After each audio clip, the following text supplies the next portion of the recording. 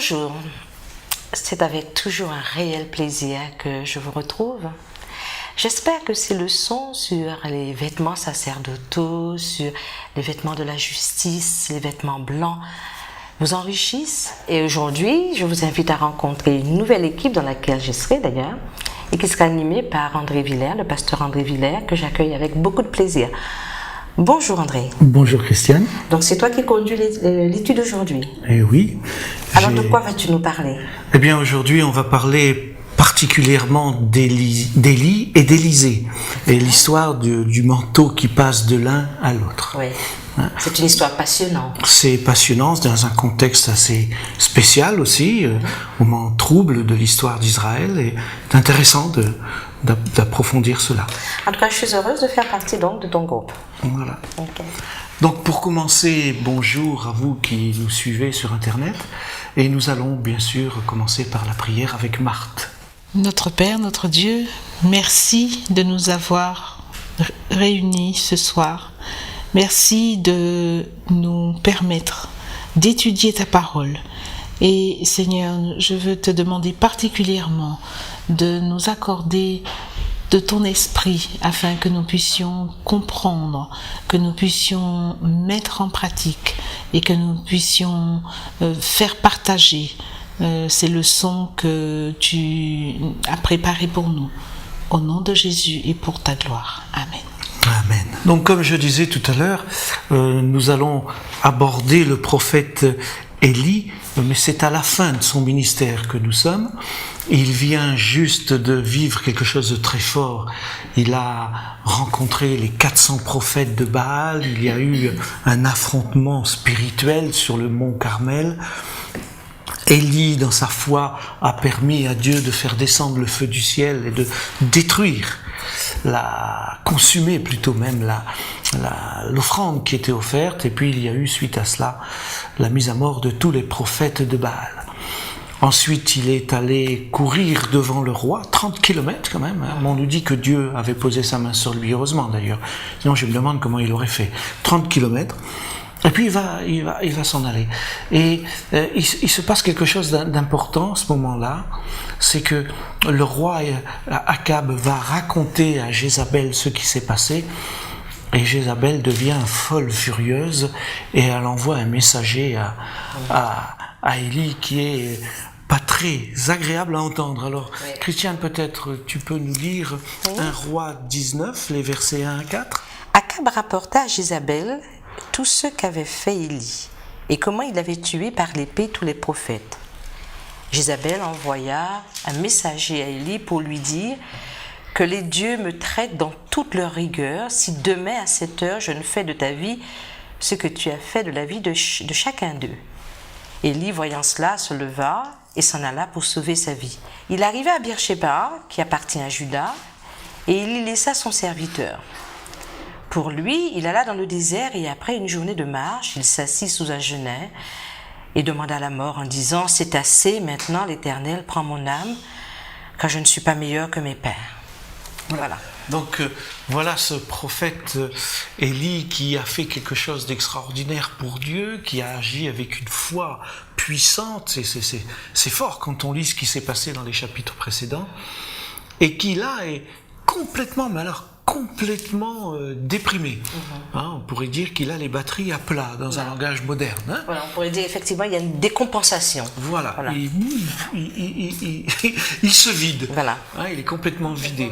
Alors il s'est enfui tout à fait dans le sud du royaume de Juda, tout en bas là-bas, dans le désert. C'est un désert très très aride. Et là, il va parler à Dieu, il va dire un certain nombre de choses.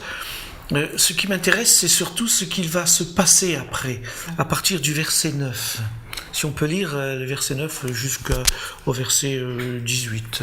Donc je continue ? Oui, continue. Et là, il entra dans la caverne, et il y passa la nuit. Et voici la parole de l'Éternel lui fit adresser à ce mot : « Que fais-tu ici, Élie ? » Il répondit : « J'ai déployé mon zèle pour l'Éternel, le Dieu des armées, car les enfants d'Israël ont abandonné ton alliance. Ils ont renversé tes autels, ils ont tué par l'épée tes prophètes. Je suis resté, moi seul, et ils cherchent à m'ôter la vie. » Alors l'Éternel dit : « Sors, et tiens-toi dans la montagne devant l'Éternel. Et voici l'Éternel passa. Et devant l'Éternel, il y eut un vent fort et violent qui déchirait les montagnes et brisait les rochers. Mais l'Éternel n'était pas dans le vent. Et après le vent, ce fut un tremblement de terre. L'Éternel n'était pas dans le tremblement de terre. Et après le tremblement de terre, un feu. L'Éternel non plus n'était pas dans le feu. Et après le feu, un murmure doux et léger. Quand Élie l'entendit, il s'enveloppa le visage de son manteau. Il sortit et se tait à l'entrée de la caverne. Donc ici, voilà, Élie, désemparé, affaibli, déprimé, au 36e dessous, on pourrait dire, se retrouve dans cette caverne. Et ce qui est formidable, c'est Dieu qui vient. Extraordinaire de voir Dieu venir. J'imagine Dieu qui se penche sur Élie, là, couché. Il appelle Dieu aussi. Oui, il l'a appelé. Mais Dieu lui dit, que fais-tu ici? Comme si Dieu ne savait pas. Hein? Bien sûr. Dieu sait toutes choses. Et Élie va pouvoir un peu vider son sac. Hein, vous savez, Dieu est le plus grand des psychologues, hein, il nous connaît bien. Et donc il va permettre à Élie de vider son sac, et Élie va dire, écoute, moi j'ai bossé, j'ai tout fait pour toi, Seigneur, puis maintenant, je me retrouve tout seul. En fait, c'est ce qu'il croyait. Et on veut me tuer. Voilà. C'est ce qu'il croyait, oui. Il croyait qu'il était resté seul, donc. Mais c'est vrai que le fait que Dieu lui demande que fais-tu ici, dont tu viens de parler, on s'interroge, on se dit, est-ce que Dieu ne sait pas qu'il est parti, hein? Oui, il le sait, mais alors pourquoi il interpelle sur ce qu'il fait ici? On a l'impression que c'est pas là qu'il doit être, et que Dieu l'interpelle pour lui faire prendre conscience, mais tu es quelque part dans un état, je ne comprends pas, pourquoi cela? Hein? Mais moi, je pense que Dieu le fait exprès, hein, je vous l'ai déjà dit tout à l'heure. Il provoque. Il provoque pour permettre à Élie d'exprimer, pour pouvoir extérioriser un peu ce qu'il ressent. On en a besoin en tant qu'humain. Moi, j'ai remarqué que plusieurs fois, Dieu s'approche de l'homme pour le rechercher en lui posant toujours ces questions. Déjà, dans le jardin d'Éden, il demandait à Adam où es-tu alors qu'il savait très bien où il était. Et là, il dit que fais-tu ici? Il le savait aussi, mais comme tu disais, il a besoin de laisser Élie s'exprimer pour se soulager, pour extirper cette souffrance, parce que c'est une vraie souffrance. Il souffre d'une véritable dépression, Élie, parce qu'il demande la mort, c'est que... Mais on peut le comprendre, parce que dans la mesure où Élie, après avoir fait un acte aussi fort, dans la Bible, il y a peu d'hommes qui aient fait un acte aussi puissant pour défendre l'honneur de Dieu, pour défendre l'honneur de Dieu, oui. Il a tout donné. Voilà. Je pense que c'est dire qu'il a vraiment tout il a donné. puisé le maximum de l'énergie qu'il puisse avoir en lui-même pour faire un acte pareil. Et il a dû avoir un stress énorme. Ouais. Parce qu'il a contré des personnes puissantes dans le mal, hein. Jézabel. Oui. Et puis en plus, il va. Moindre, hein. Oui, pas la moindre. Et en plus, il va. J'ai presque envie de dire qu'il les provoque. Hein, il les provoque. Oui, Élie, c'est le prophète qui fonce, de feu puissant, qui intervient. Élisée, qui viendra après, sera beaucoup plus calme. Hein. On a l'impression qu'il est un petit peu de la même trempe de Paul. Paul, un homme de feu, un homme entier. Hein, voilà. Donc, Dieu va faire une chose, hein, il va passer devant Élie. C'est-à-dire que Dieu lui dit carrément, je viens à ta rencontre, directe. Et alors, il se passe quelque chose d'extraordinaire dans ce texte que tu as lu tout à l'heure. Hein? On voit un vent violent, il y a un tremblement de terre, il y a un feu impétueux, et à chaque fois on nous dit Dieu n'est pas là, Dieu n'est pas là, Dieu n'est pas là. On pourrait s'attendre à ce que Dieu soit là, Dieu le Tout-Puissant, qui se manifeste avec tous ces éléments naturels, hein, qu'il a créés, mais non. Et après on nous parle d'un murmure doux et léger, j'ai toujours aimé cette expression parce qu'un murmure c'est déjà doux et léger, alors quand on dit murmure doux et léger, ça veut dire que c'est vraiment à peine audible. Imperceptible. Voilà, imperceptible. Et là on nous dit, tu es là. Je trouve ça extraordinaire. Le Dieu Tout-Puissant, le Créateur de l'univers, il vient là, et dans le respect de cet homme qu'il vient rencontrer, on peut dire qu'il vient presque humblement, tout doucement, voilà. Et il est à peine audible. Il faut vraiment qu'Élie soit à l'écoute pour l'entendre. Parce qu'on peut penser à l'intérieur d'Élie, c'est un vrai bouleversement. Je pense qu'il faut avoir vécu ça pour le comprendre. Il y a quelque chose de très intense. Élie n'a pas le temps de faire silence en lui-même. Il est bouleversé. Tous ses sens sont retournés. Et là, Dieu lui dit, calme-toi. Tu es comme le vent impétueux qui passe. Tu es comme le feu qui est là. Tu es comme le tremblement de terre. Maintenant, calme-toi, Élie, et puis viens. Et lui, Dieu va lui dire, il va lui reposer la même question. Que fais-tu ici ? Voilà. Et ce qui est intéressant, c'est justement que Élie va pouvoir, alors qu'il est en dépression et qu'il a beaucoup de questions, beaucoup certainement d'interrogations et de feu, de tremblements de terre et de vent dans la tête, va pouvoir, par ces images, s'apaiser. Mais Élie arrive à le faire, puisqu'il arrive à entendre le murmure doux et léger. Bon, il est prophète, il connaît la voix de Dieu, hein. Donc il arrive à la reconnaître. Il reconnaît, oui. Il reconnaît la voix de Dieu, effectivement. Et puis, et il change d'attitude. Oui. Voilà. Et il va de nouveau dire, j'ai déployé mon zèle, etc. Et Dieu va lui répondre. Hein. Et en fait, si vous remarquez bien au verset 15, Dieu va répondre à la question qu'il lui pose. Qu'est-ce que tu fais ici une deuxième fois? Il va lui dire, mais reprends ton chemin. Mais remets-toi en route. Il aurait pu dire, mais Seigneur, que je n'ai rien à faire ici, je m'en vais, je reprends ma route. Mais Dieu va lui dire non. Reprends ton chemin par le désert jusqu'à Damas. Jusqu'à Damas, c'est carrément de l'autre côté. Voilà, de l'autre côté. Au nord, hein.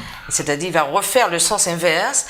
Et Dieu est en train de lui dire quelque part, mais tu n'as rien à faire là. Pourquoi es-tu désolé, si désolé, hein? Donc, tu as une mission. Lui confier une mission. Voilà. Tu vas oindre des personnes. Il va oindre donc Élisée comme prophète. Hein? Et puis il y a un certain Jéhu, Jéhu comme voilà. C'est Nimshi. Et donc il va aller oindre ces personnes.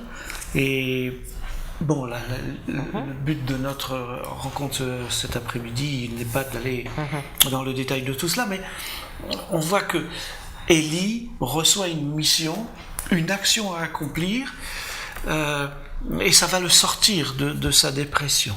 Voilà. Ça va le sortir de sa dépression. Oui, cette mission, donc, le choix de son successeur. Voilà. En fait. Et donc, il va aller, et c'est cela qui m'intéresse, excusez-moi. On va à l'essentiel. On pourrait parler longtemps sur ce passage, mais il va aller rencontrer, donc, Élisée. On a souvent, les gens confondent Élie et Élisée, parce que c'est très proche. Hein. Alors, c'est d'abord Élisée, Élie et ensuite Élisée. Pour se souvenir, le mot le plus court d'abord et le plus long après. Voilà. Hein. Un petit moyen pour ceux qui ont du mal. C'est le moyen, mais non technique. Voilà. Donc, est-ce qu'on peut lire, Marthe, je peux te demander de lire les versets 19 à 21. Oui, bien sûr. Parce que là, c'est la rencontre et j'aime beaucoup aussi. Élie partit de là et il trouva Élisée, fils de Shaphat, qui labourait. Il y avait devant lui 12 paires de bœufs et il était avec la 12e. Élie s'approcha de lui et il jeta sur lui son manteau. Élisée, quittant ses bœufs, courut après Élie et dit « Laisse-moi embrasser mon père et ma mère, et je te suivrai. » Élie lui répondit « Va et reviens, car pense à ce que je t'ai fait. » Après s'être éloigné d'Élie, il revint prendre une paire de bœufs qu'il offrit en sacrifice. Avec l'attelage des bœufs, il fit cuire leur chair et la donna à manger au peuple. Puis il se leva et suivit Élie et fut à son service. Voilà.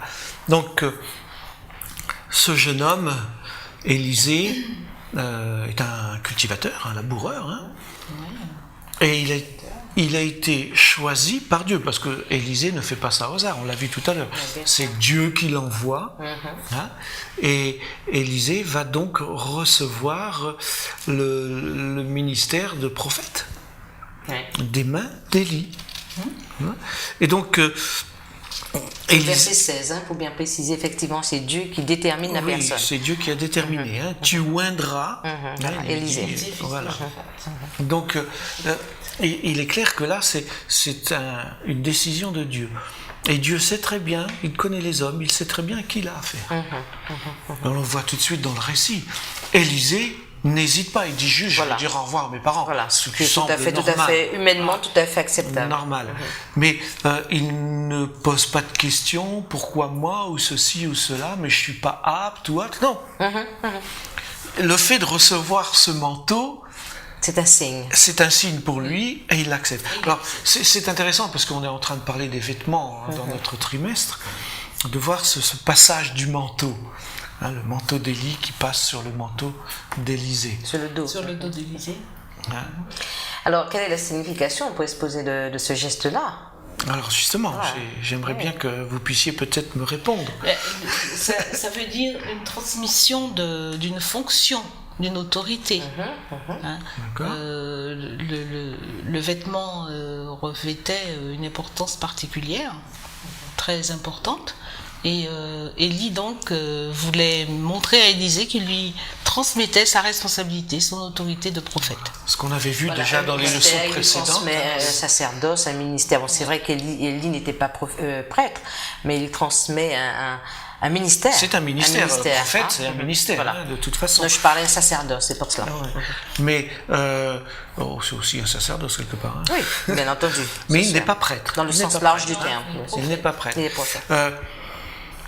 Comme on l'a vu dans les études précédentes, le vêtement a une symbolique plutôt. Il représente quelque chose. Le vêtement d'un roi, quand on a un vêtement de roi, on est roi. Et là, Élie est un personnage connu. Son vêtement, on ne sait pas comment il était, son manteau, mais enfin c'était le manteau d'Élie. Et Élisée, le fait de recevoir ce manteau sur ses épaules, comprend qu'il est appelé à être prophète. Mais pas n'importe quel prophète, quelque part, c'est celui qui va remplacer Élie. Donc une charge importante. Une charge importante quand on voit l'envergure du prophète qui était Élie. Mais Élisée...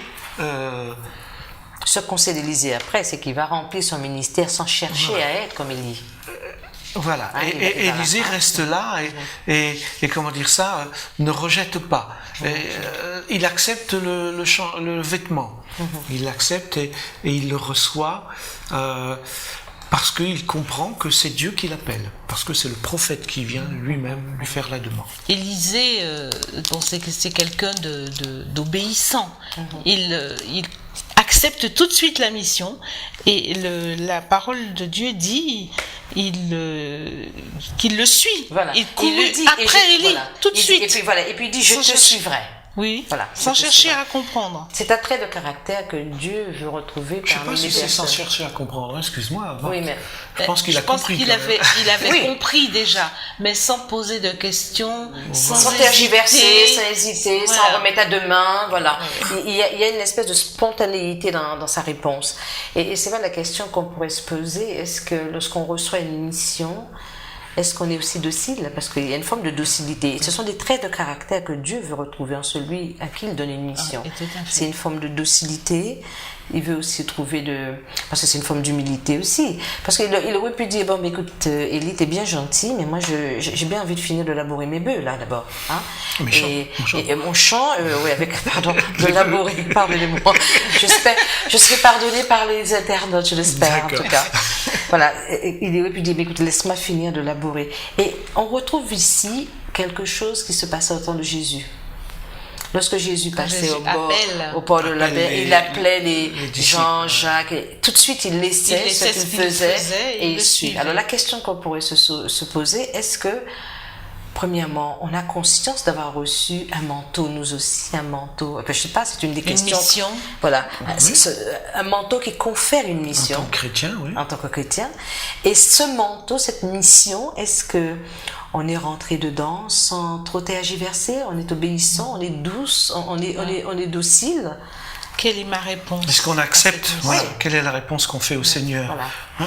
Et puis, il y a une attitude aussi d'Élisée qui est intéressante, c'est qu'il offre un sacrifice.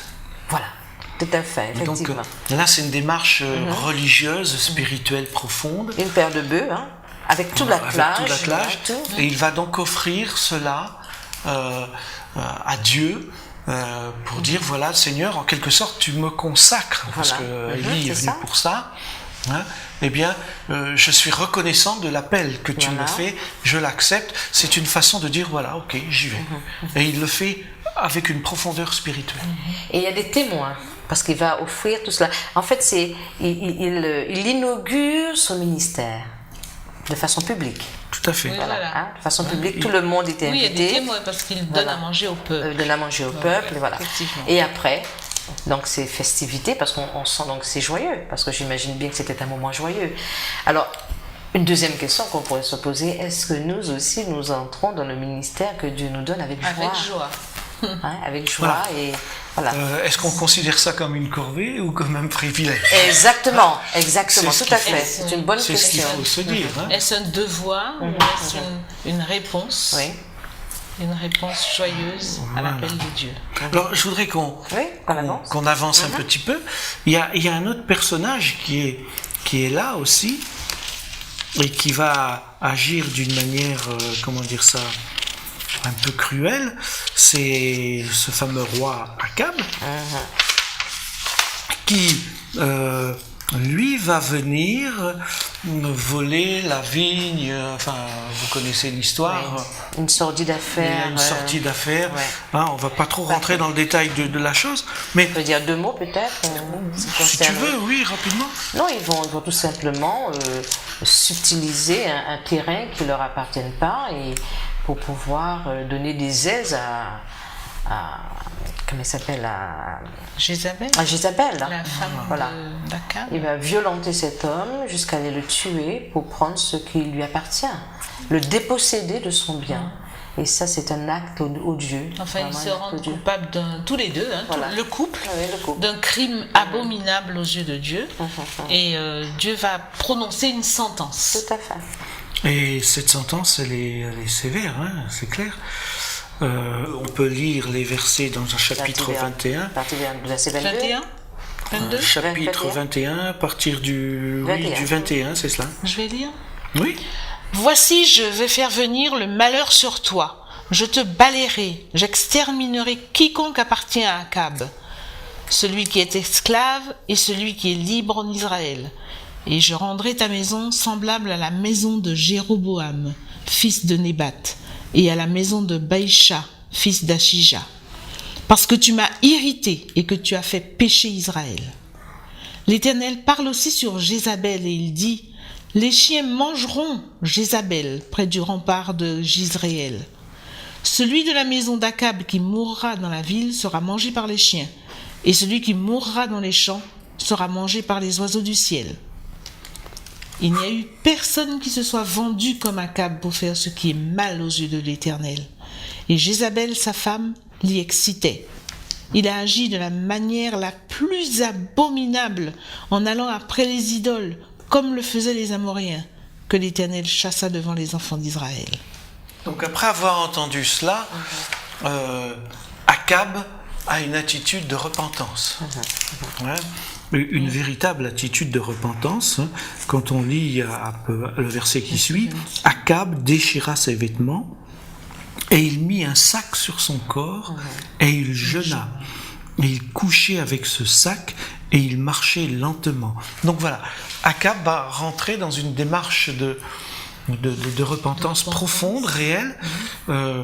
Ça peut nous surprendre pour nous occidentaux de nos jours, ce genre d'attitude, mais à l'époque c'était comme ça que ça se vivait.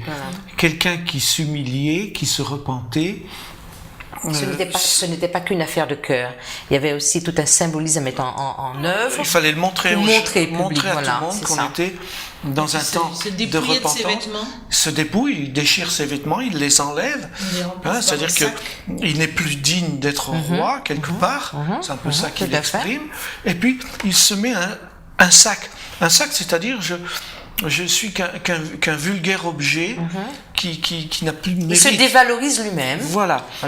Et compte tenu de la sanction de Dieu, il va se dévaloriser, disant qu'il n'est plus digne de porter des vêtements ornementaux avec toutes les perles, les pierres précieuses du roi. Non, il va donc mettre un sac, il estime que ce sac équivaut au niveau de son niveau moral. Voilà, il y a une similitude, il y a une adéquation entre le sac et son niveau moral. Il s'humilie profondément, et véritablement, puisque l'Éternel va lui dire, as-tu vu comment Akab s'est humilié devant moi?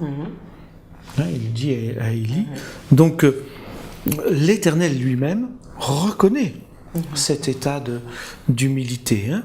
Et l'authenticité de la repentance. Et l'authenticité. Parce qu'on peut faire tout ce symbolisme, on peut faire semblant. Voilà. On peut faire semblant. Il y a le fameux Caïphe du temps du Christ, qui va déchirer ses vêtements. Vêtements d'ailleurs qu'il n'avait pas le droit de déchirer, puisqu'il était en vêtements sacerdotal, et les vêtements sacerdotaux ne se déchiraient pas. Voilà.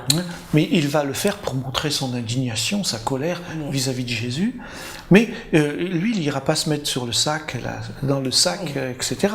Il ne va pas suivre cela. Donc c'est deux actes différents, deux portes différentes. L'acte de Caïphe est plus un acte politique. D'accord. Pour se séparer de ce qu'a fait Jésus, de ce qu'est Jésus, et dire voilà, le peuple, moi je ne te reconnais pas, parce que Jésus vient de dire qu'il est le Messie en quelque sorte.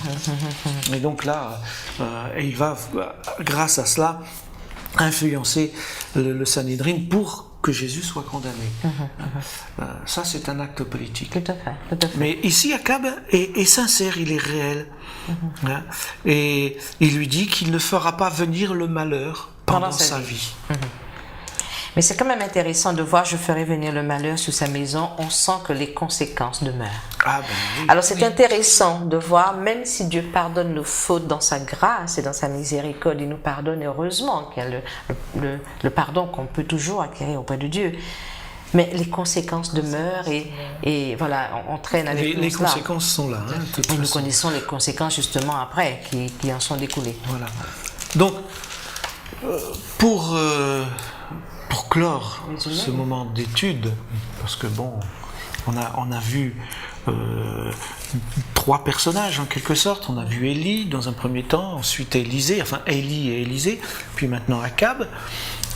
Ce que l'on peut en retirer, c'est que ce vêtement, tout symbolique, représente une autorité, peut représenter une fonction, un ministère, un sacerdoce, une responsabilité, je l'ai déjà dit, et que on se doit de répondre. Auquel on se doit de répondre. Mais on peut aussi, par le choix du vêtement, montrer que l'on se place dans un niveau particulier de sa vie, de la vie dans laquelle on est, du moment dans lequel on est dans la vie. Par exemple, Akab, qui se repent, eh bien, il va choisir un vêtement qui va montrer qu'il est dans la repentance. Alors, tout cela, bien sûr, nous est rapporté pour que nous puissions en tirer des leçons. Bien sûr. Donc, premièrement, on l'a déjà dit, est-ce que nous sommes prêts à recevoir le manteau que Dieu nous donne? Manteau de justice, d'abord, en Jésus-Christ, mais ensuite de mission. On disait tout à l'heure que Élie avait reçu la mission d'aller voir Élisée, mais Dieu nous envoie aussi vers les autres. Donc, nous recevons une mission. Oui, sans refaire le débat, c'est simplement pour rajouter, quand tu parles de cela, pour dire que lorsque nous venons à Jésus, nous nous convertissons, il nous donne un vêtement de justice. Tout à fait. Et ce vêtement nous implique immédiatement dans la mission. Nous implique à aller dans la mission. Mais pour passer par cela, il faut aussi passer par la repentance. Voilà. Et c'est ce qu'on trouve chez Akab. Akab vit cette véritable repentance pour la fin de son règne. Il est à la fin de son règne. Et Dieu dit, ben voilà, j'accepte ta repentance. Donc, quand on vient à Dieu avec un cœur contrit, une repentance sincère, Dieu pardonne. Oui. Dieu nous pardonne et Dieu nous accorde sa justice. Mais cette justice, comme tu l'as dit tout à l'heure, nous amène à accepter plutôt une responsabilité vis-à-vis de Dieu et vis-à-vis des hommes. Hein, accepter la justice de Dieu, ça veut dire je ne garde pas cela pour moi, je transmets, je partage. C'était la mission d'Élie. Il est allé voir Élisée, il a transmis. Et Élisée va recevoir ce manteau parce qu'il va devenir le prophète après Élie. Voilà, il va rentrer dans un ministère. Oui. Il rentre dans ce ministère. Et nous sommes là aussi pour appeler les uns et les autres au ministère avec Dieu. Qui que nous soyons, nous avons un ministère. Dieu nous a donné des dons, des talents, et nous avons tous des ministères au service de Dieu. Vis-à-vis de cela, on a une réponse à donner. Alors, la réponse, on est libre de la donner positivement ou négativement. Hein, Voilà. c'est-à-dire, Nous avons tous voilà, une réponse. à donner. En fonction des dons que nous avons. Nous avons un caméraman, par exemple, enfin même deux, qui sont en train de nous filmer. Ils ont accepté cette mission, hein, Ouais. et c'est leur don. Moi, je ne suis pas avec bonheur, caméraman, oui. c'est eux qui sont techniciens. Voilà. Et si nous pouvons parler aux internautes, c'est grâce à eux. Tout à fait. Ils ont accepté cette mission. Qu'ils font avec bonheur. Alors, voilà. Si dans un premier temps elle produit de la tristesse, mais c'est une bonne tristesse, la repentance selon Dieu, Oui. c'est une bonne tristesse parce Voilà, que tout à fait. elle mène au salut. Elle mène à mon tout à salut. fait. C'est un verset Et c'est ce biblique, qui est d'ailleurs, important. Corinthiens. Voilà, en tout cas, j'espère que nos amis internautes ont vécu un bon moment avec cette étude particulière sur la transmission du vêtement et le vêtement de repentance, mais que chacun puisse bien sûr chez lui reprendre ces textes, les approfondir, puisque là, nous n'avons fait bien sûr qu'effleurer, survoler, puisque le temps ne nous permet pas d'aller plus loin. Je vous souhaite une bonne journée et je vous dis à une prochaine fois peut-être.